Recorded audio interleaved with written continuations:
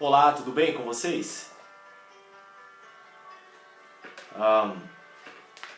Cheguei aqui em casa, estava ali dando aula na minha turma de inglês que eu tenho ali no Sudoeste, pela Hope English, que é a minha escola de inglês, e eu cheguei aqui em casa, eu tomei uma vitamina, estava ali me preparando para a leitura de alguns livros que eu comprei no caminho, e aí eu resolvi, estava ontem aqui com algumas visitas, quero até mandar um abraço e um beijo pro Alan Jeff, para a esposa dele, a Maria, e pro Alisson, meu amigo, que nós estávamos aqui ontem, e nós tivemos um momento maravilhoso, sabe? Uma coinonia aqui estupenda. Já de antemão, eu quero indicar para vocês alguns livros, e aí eu sei que tem algumas pessoas que já estão online aqui, vão interagindo aí comigo. Olha só, do ramo, vamos dizer assim, da religião, do ramo da conotação religiosa, vamos dizer assim, eu tenho alguns livros aqui, que são esses aqui. Esse aqui eu acabei de comprar, vai aparecer ao contrário. É Os 10 Mandamentos. Os 10 Mandamentos do autor Israel Belo de Azevedo. É muito bom esse livro, eu já tinha visto alguma coisa dele. E ele trata a respeito de como esse decálogo, ele transpassa geografias e culturas e permanece assim como um princípio universal de ética a respeito de convívio social, a respeito de discernimento de si próprio e tanto mais. Eu tenho esse aqui do Enéas Togini, o período interbíblico, aqueles 400 anos de silêncio que nós temos no período interbíblico daquele período entre Malaquias e Mateus, o período onde os judeus foram influenciados pela cultura dos persas, a cultura dos babilônicos, a cultura dos medo-persas, a cultura dos gregos, e aí então foram formando várias seitas e repartições do judaísmo entre os saduceus, os fariseus, os herodianos, os publicanos e tantos os essênios e tantas outras ideologias, que quando Cristo ele vem, aquela base já estava montada. Então Cristo, quando ele vem trazendo a mensagem das boas novas para aquele período e para aquela situação consciente, para aquela geografia, nós temos que entender um pouco a base etimológica, epistemológica, a base cultural de onde Cristo pregou. E na Bíblia protestante evangélica, esse período ele não é muito relatado, porque eles não aceitaram o canon, por exemplo, do livro de... Meu Deus, não posso esquecer agora. Dos Macabeus, Macabeus 1 e Macabeus 2, que entrou no canon da Bíblia Católica. Eu tenho ela aqui, que é a Bíblia de Jerusalém, que vem da tradução de Genebra. Então, para os evangélicos, esse período ele tem que ser pesquisado à par, né? E aí eu também comprei esse livro aqui de um autor que eu gosto muito, Alistair McGrath, uma história em defesa da verdade. O nome deste livro aqui é Heresia, muito bom. O Caleb, eu vi que ele entrou aí, ele até estava falando a respeito do relojoeiro cego, que citaram para ele, deste livro de Richard Dawkins. E o Alistair McGrath escreveu um livro refutando as obras de Richard Dawkins, e este livro se chama O Deus de Dawkins, se quiser falar assim. E Alistair McGrath é um apologeta bastante conhecido nesse ramo. E eu tenho aqui Os Últimos Dias Segundo Jesus Cristo, de R.C. Sproul. R.C. Sproul, eu gosto muito dele, ele é bastante tradicional, mas ele fala a respeito de que Jesus estava falando a respeito dos fins dos tempos. Seriam esse fim dos tempos que pensam e até divulgam durante séculos e séculos, ou seria fim dos tempos ali para Jerusalém, que aconteceu naquele período, com a invasão de Nero, com a destruição do templo, com a destruição da cidade? Então, como que Jesus estava fazendo essa analogia para a consciência da época e a consciência que nós temos hoje? Eu também tenho esse livro aqui muito bom de John Beale, Deus e Cosmos. Deus e Cosmos, é muito bom. Ele fala Olha, eu comprei mais esse livro porque ele fala de um autor que eu gosto muito, que é o Chardin, que ele trata a respeito do... Eu tenho um livro aqui chamado O Fenômeno Humano, de Tardelli Chardin, e ele fala a respeito de Tardelli Chardin também, como tantos outros e várias outras visões cosmológicas a respeito do início do cosmos. Pulando essa parte dos livros religiosos, eu tenho outros aqui para indicar para vocês, que é esse Sem Consciência, O Mundo Perturbador dos Psicopatas. O Mundo Perturbador dos Psicopatas é de Robert D. Weir, maravilhoso. Eu já fiz um estudo profundo a respeito da psicopatia. Nós temos que entender um pouco esse universo, este mundo, para nós podermos tratar melhor a sociedade e ressocializar melhor aqueles que são marginalizados e são tratados como perturbadores sociais. Tem esse, é claro, que é um best-seller, Serial Killers, Made in Brazil. Tem o Made in USA também, mas esse aqui é um Made in Brazil. Esse aqui é um best-seller. A Ilana Kazoy é a autora deste livro. E se você quiser ter a maior referência a respeito deste tema, procure este livro aqui, Ilana Kazoy. É um homem ou uma mulher? Eu nem vi. Deixa eu ver. Será que é um homem? Não, é uma mulher mesmo. Tá, eu tenho um aqui que é O Homem dos Lobos, Sigmund Freud. É um dos casos mais famosos de psicanálise clínica que Freud ele lança este caso em uma publicação, e para nós entendermos um pouco mais do subconsciente seria interessante estudá-lo. Eu tenho este livro aqui também que eu peguei para analisá-lo, que é O Mito e a História da Criação. Ele analisa literalmente os escritos de Gênesis 1 e até Gênesis 2:3 a respeito da criação do cosmos. E esse livro maravilhoso que eu já estou relendo, nem sei quantas vezes eu já o li, de Holmai, O Homem à Procura de Si Mesmo. Holmai é um psicanalista bastante famoso, não aqui no Brasil, mas ele foi um gênio da psicanálise e desenvolveu teorias bastante concretas e analisou muito bem a sociedade pela vista da psique. Logo então, vamos ao tema. Eu quero falar aqui com você um papo bem tranquilo a respeito de uma experiência que eu tive ontem.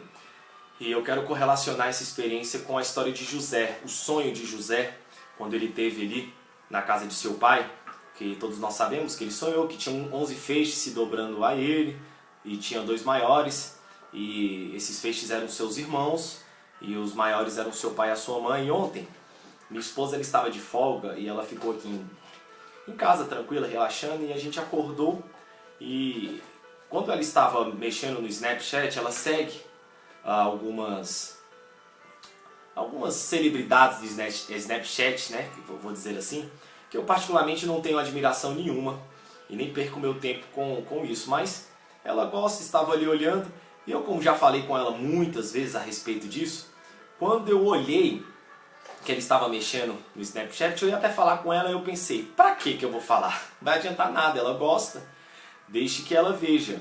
E aí então eu retraí isso. Eu não falei usando a minha fala, eu não usei minhas cordas vocais, eu não usei o idioma, eu não usei as minhas cognições de intelecto para produzir os códigos da língua portuguesa para falar a ela, mas eu disse para mim. Ou seja, aquela voz foi produzida no meu interior, ela só não ouviu.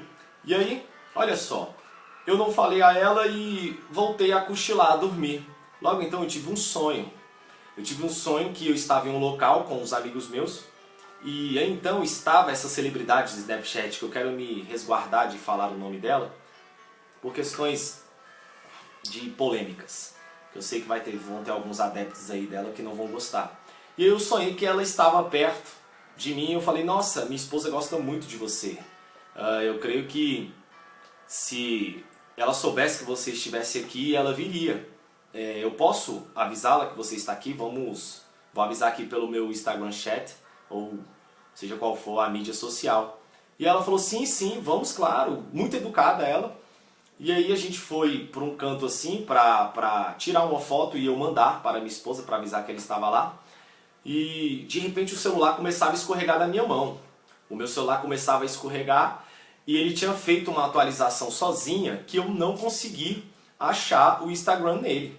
E ela foi e disse assim, não, calma, eu vou pesquisar aqui na internet como a gente acha. E enquanto ela estava pesquisando, eu estava procurando.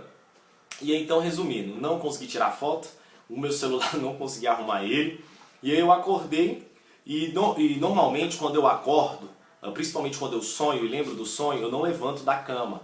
Eu fico ali deitado uns 10 a 15 minutos, meditando e fazendo uma análise a respeito do meu sonho, porque o sonho ele é totalmente discernível a você. O sonho ele fala a respeito de você. O seu sonho, eu sei que quando se mistura com o intelecto e com o arcabouço cultural que você tenha, religioso, por exemplo, você pode pensar que esse sonho pode ser um sonho profético, um sonho de aviso, principalmente se você sonhar com alguém morrendo, com alguém sofrendo um acidente, com alguém sendo assaltado, você já corre, né, para contar esse sonho como se esse sonho fosse um oráculo de Deus. Mas é que na verdade, vamos já uma explicação aqui, nós temos o consciente e nós temos o subconsciente. Eu vou falar aqui agora como um psicanalista ou como estudante da psique humana. O nosso consciente tem um filtro racional. Nós conseguimos filtrar as informações que nós recebemos. Aí, exemplo, se eu falar que você é feio e você não se entende como feio, você pode recusar essa informação e não absorver. Agora, se você tem uma estima baixa, se você é um pouco inseguro e eu falo que você é feio, que você é atrapalhado, você pode não filtrar essa informação entrar dentro de você, a ponto de que eu passei o filtro da sua consciência e essa informação ela vai entrar no seu subconsciente de qualquer maneira, seja você filtrando ou não. Por quê? Na nossa consciência nós temos um filtro que eu posso rebater a informação, eu posso rebater o discernimento de qualquer objeto concreto ou de qualquer percepção sensorial, mas o meu subconsciente não tem filtro. Então você está aqui me olhando, mas por exemplo, eu tenho um quadro da ovelha muda aqui, ó, atrás de mim, eu tenho um quadro de uma paisagem aqui atrás de mim, eu tenho um dock, um subwoofer aqui atrás de mim, tem um modem bem aqui nesse cantinho aqui também. O seu olhar está vendo tudo isso, porém, conscientemente você pode não estar discernindo essas imagens, porque você está prestando atenção na minha fala e está produzindo cognições para interpretar o idioma em que eu estou falando. E que você já previamente tem os códigos já traduzidos dentro de você.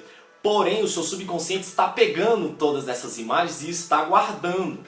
E aí quando nós vamos dormir, quando nós estamos ali no REM, que é o Rapid Eye Movement, que é o início do processo mais profundo do sono, o seu subconsciente, dentro dele nós não temos tempo, você não tem um filtro, você tem todas as informações desorganizadas e atente bem que você pode ter informações prévias de acontecimentos recentes, como você pode ter informações de quando você era criança, quando você era bebê, quando você era adolescente, de 10, 15, 20, 30, 40 anos atrás, porque no subconsciente você não tem tempo.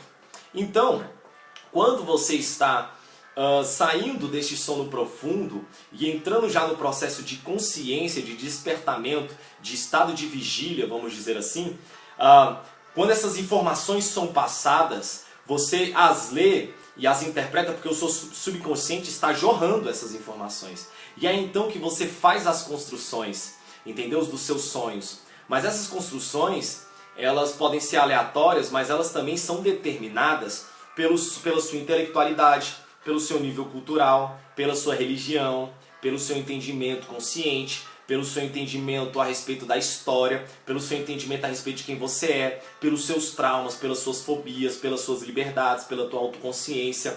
Então, tudo isso é determinante para que haja uma interpretação de um sonho.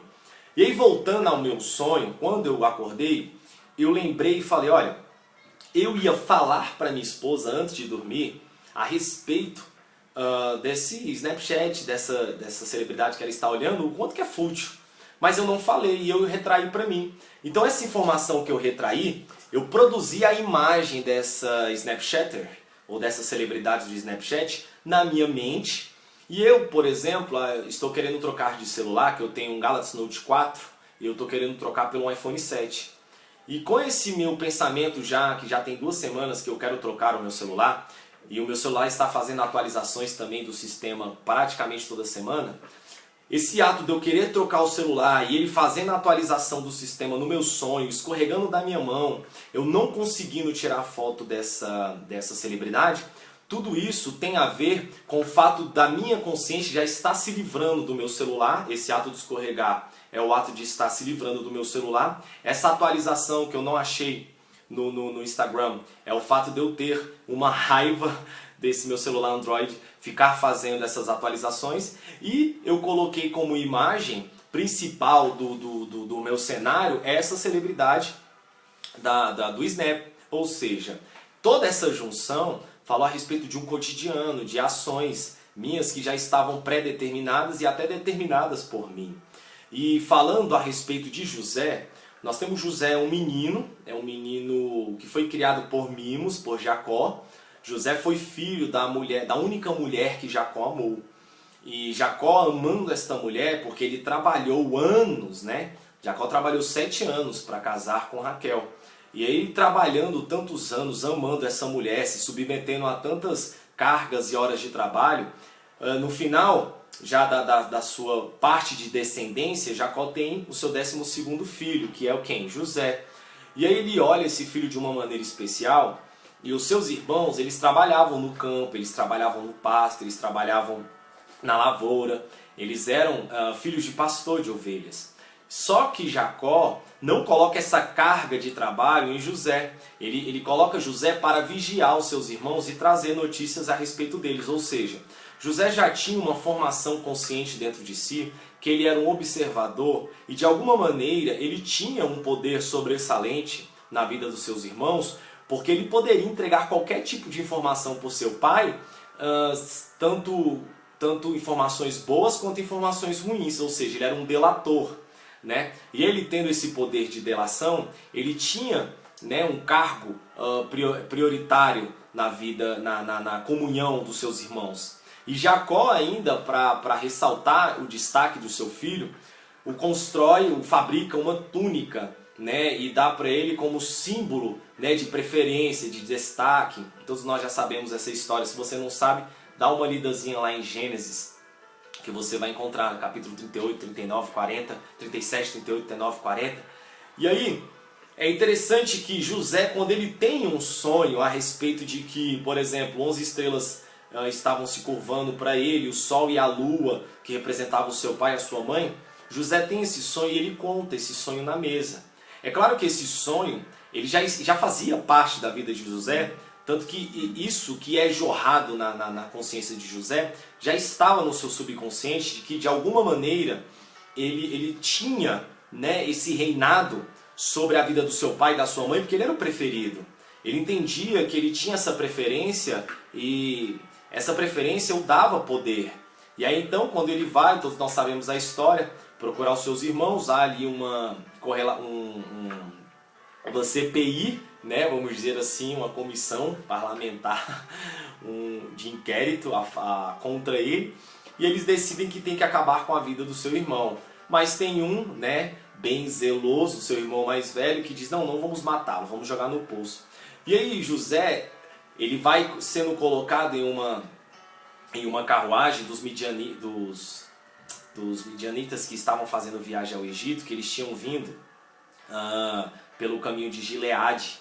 E aí então ele é levado ao Egito com especiarias, ele é levado com bugigangas, vamos dizer assim, para o comércio, a feira famosa que tinha ali na cidade de Baixo, no Egito. E aí de alguma maneira ele é escolhido para ir para a casa de Potifar. Porém, José ele já governava antes mesmo de ser levado para o Egito. E na casa de Potifar ele consegue governar muito bem, gerir muito bem, a ponto de ser invejado e cobiçado pela mulher dele e de Potifar, respectivamente. Ele é jogado na prisão, todos nós sabemos, e ali também ele governa, ele administra, ele gerencia. Até então é dada a oportunidade para ele ir para o palácio, e ali ele tem o dom de discernir um sonho de Faraó, mas entendam que ele discerne esse sonho porque ele vai discernir no seu próprio sonho durante todo esse período. Ou seja, ele vai entendendo que essa informação do subconsciente dele, de alguma maneira, estava atrelada ao caráter dele, à personalidade dele, estava atrelada ao caminho, ao destino, à fé, à conduta dele, a ponto de que se ele fosse simplesmente só um pastor de ovelhas, ele governaria. Se ele fosse simplesmente um carcereiro, ele governaria, porque o ato de governar de José, ele não é só dado quando ele está no palácio. José é um exemplo de governança, mas não só governança externa, ele governa muito bem os seus instintos. Ele governa muito bem também o seu autocontrole, porque ele não expande dentro de si o ódio aos seus irmãos. Ele não expande vingança, porque ele poderia também se vingar tanto dos seus irmãos quanto da mulher de Potifar.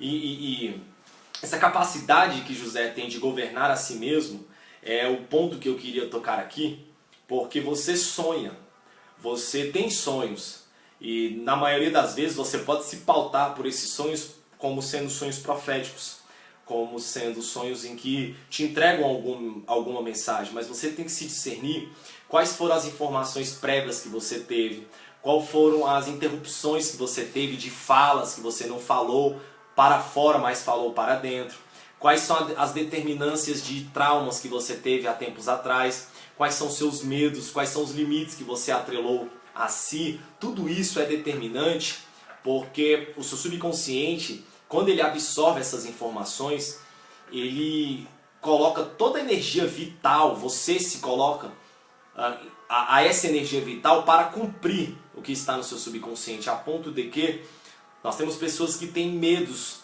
que elas não conseguem explicar, que se manifestam nelas, mas esses medos, quando eles são tratados por uma psicoterapia, quando eles são tratados por um profissional ou por algum tipo de terapia, esses medos eles são revelados como subjeções que foram na infância, interrupções que você tem, que você gostaria de ter alguém para conversar, alguém para desabafar. Você pode ter traumas de situações onde você, por exemplo, queria brinquedos, queria objetos, queria algumas coisas e não pôde por intempéries da vida. E isso pode se atrelar ao seu caráter sem você perceber, a ponto de que faça você trabalhar demais, ter esse espírito de trabalhar demais para que você produza dinheiro para tentar compensar a falta que você teve no passado. Ou então você pode gerir isso nos seus filhos, querendo dar aos seus filhos tudo que você não teve, e assim você potencializando no seu filho um caráter desprotegido, um caráter onde o seu filho vai estar despreparado para as conquistas diárias, porque José ele era despreparado por ser mimado. E então Deus ele tem que tratar esse caráter de José pela, me perdoem a palavra entre aspas, pelo cacete, pela porrada, né? E aí então, quando nós temos essas informações que são atreladas ao nosso subconsciente, por exemplo, você era uma criança, você tinha dificuldades para informações lógicas, matemática, física, e seus pais diziam que você era burro, você era preguiçoso, e você, como não tinha um filtro consciente muito forte, um raciocínio bem equiparado, você absorve essas informações a ponto de que você trabalha para cumprir essas informações que são jorradas a você. E aí então você vive para cumprir, que você é burro mesmo. Matemática então vai ser um bicho de 7 cabeças para você. Física então nem se fala. Ou então o que dizer de pessoas que são induzidas a ambientes de promiscuidade, pessoas que olham para eles e dizem, você não serve para nada, só tem um corpo bonito.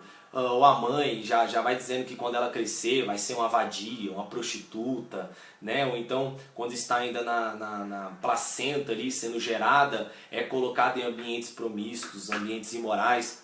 E essa criança, esse ser vai se desenvolvendo com essas subjeções, essas informações.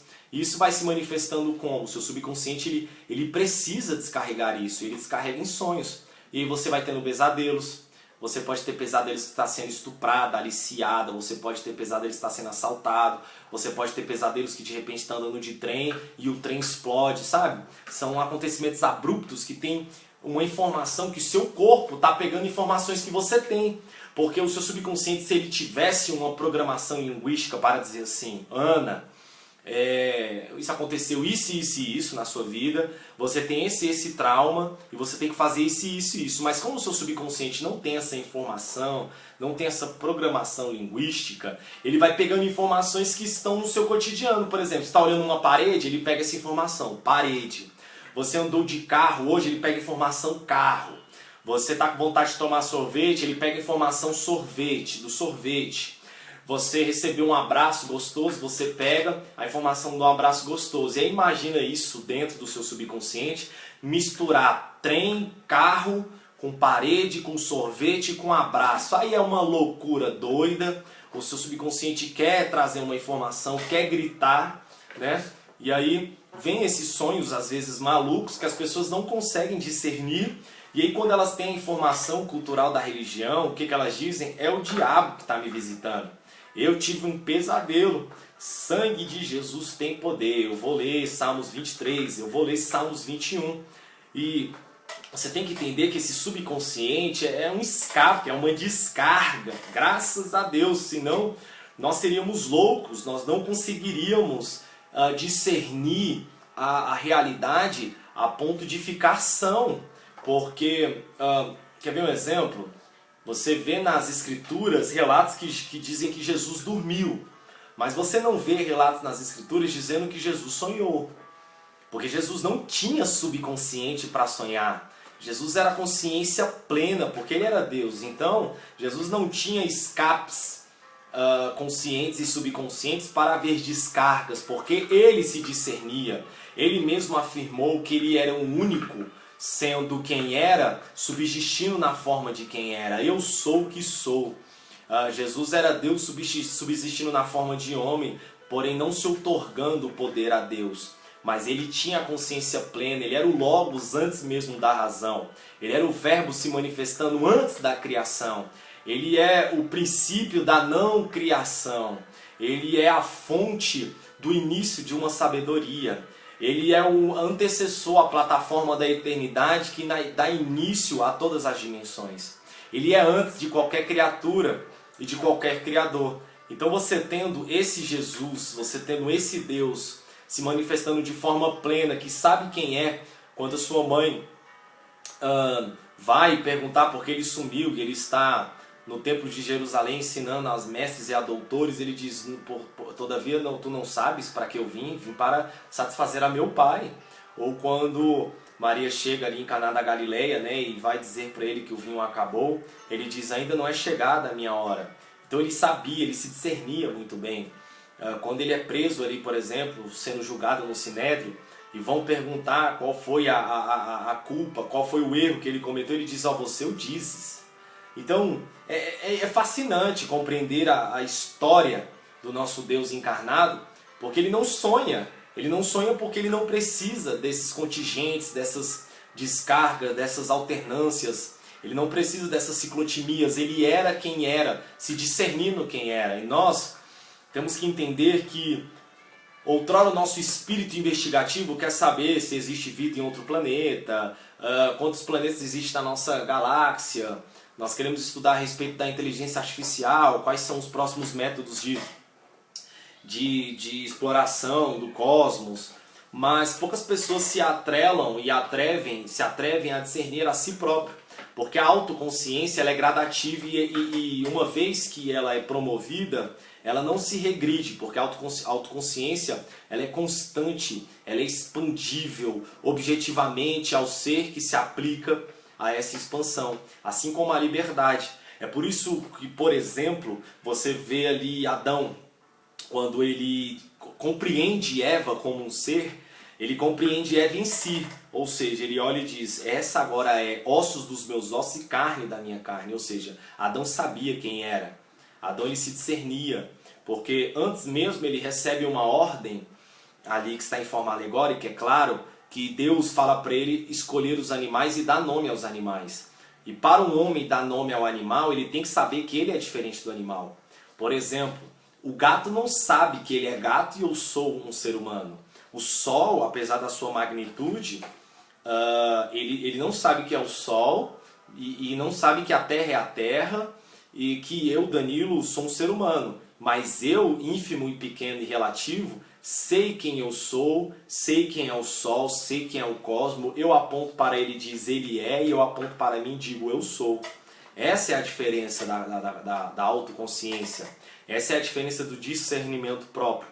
Logo então, voltando ao assunto só para a gente encerrar aqui, quando você sonhar e até você quiser ajuda para discernir o seu sonho, se você quiser a ajuda de um profissional, me procure. Ou então tente fazer esse discernimento das informações que você teve, porque se você conseguir compreender os seus sonhos, você vai conseguir compreender muito sobre quem você é.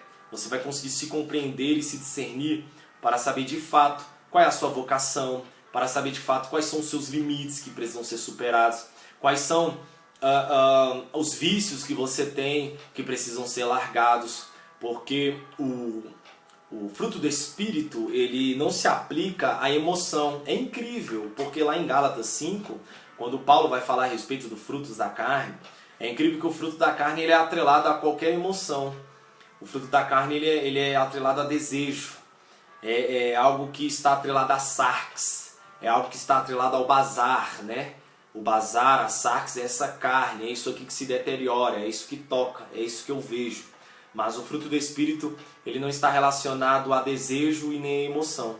O fruto do Espírito ele é atrelado à consciência, porque é amor, é benignidade, é mansidão, é paz, é temperança. É tudo que você não consegue quantificar e nem comensurar e nem tocar. Portanto, sigamos a cumprir aquilo que Cristo deixou como mandamento, que ele diz assim: aquele que quiser vir após mim. Quem sou eu? Quem é Cristo dizendo isso? Vir após mim. Ele é o que antecede o Logos. Ele é o verbo, o que antecede a razão. Ele é o que antecede a estrutura criada. Ele é o que antecede isso aqui, o cosmos. E quando ele diz negue a si mesmo, ele não está mandando você negar o eu. Ele está mandando negar a jactância que você tem do seu self. A jactância de que você atribui para si uma imagem que você não é. Uma imagem que você adquire. Não uma imagem que você se torna por ser. Estão conseguindo compreender? E é por isso, eu fiquei aqui ontem conversando e meus amigos aqui, Danilo, como é que eu nunca aprendi isso? Eu falei, me explica, quem vai te explicar isso dentro de uma igreja? Quem? Qual é o pastor, qual é o líder que está interessado na sua liberdade, no seu discernimento? Claro que não, ele tem que te prender. E aí então quando você entrega essa liberdade, aí eu sou chamado, eu já fui chamado de liberal, de herege, de desigrejado, de Lúcifer. Ontem mesmo aqui, disseram que tem uma turma aí do acampamento de Brasília, um acampamento famoso, que está dominando aqui a região de Brasília. Diz que o povo lá, é falar meu nome que surge uma cultura do ódio. Eu disse, olha, eu estou pouco me lixando, porque até hoje não vieram até mim para tentar me refutar ou para tentar debater comigo, ou argumentar. Eu estou aqui pregando o evangelho e vivendo ele. E para mim essa é a verdade, esse é o evangelho. Então, negue a si mesmo, negue esse self, negue-se a ponto de que quanto mais você descobre desse self, mais você o nega e adquire a imagem do eu que você é. Esse aí que Deus fez, esse aí que está oculto, esse aí que outrora quer se manifestar como um gay e não pode, por quê? Por causa da religião. Esse aí que não queria estar casado e casou, tomou uma atitude errada, mas está aí, vivendo nesse casamento aí para respeitar a cartilha religiosa. Esse eu aí que quer ser um pintor, aqui ó, mas não pode ser pintor porque tem que seguir a dominância da família, tem que seguir o pedigree da família, né? Para ser um advogado, um médico, não pode ser um pintor, porque se for um pintor vai negar, né, a descendência, vai negar a prole, vai negar o brasão da família. E é muito melhor você ser um ser transparente, em que cada vez menos você vai ter, cada vez menos, olha, escuta o que eu estou te falando, cada vez menos você vai ter, já que idiosincrasias existenciais, porque cada vez que você se discernir e saber quem você é, você vai saber para que você nasceu. E eu te pergunto, o que é que você é bom? Em que você é mestre? Eu fiz essa pergunta ontem. E eu quero deixar essa pergunta no ar. Um grande abraço, um grande beijo. Bianca, Felipe, Enéas, Lamarck, Caleb, Sirlene, Rani, Dejanira, Carlos Alberto, Adriano, Ricardo e todos os outros. Um grande beijo e fiquem com Deus.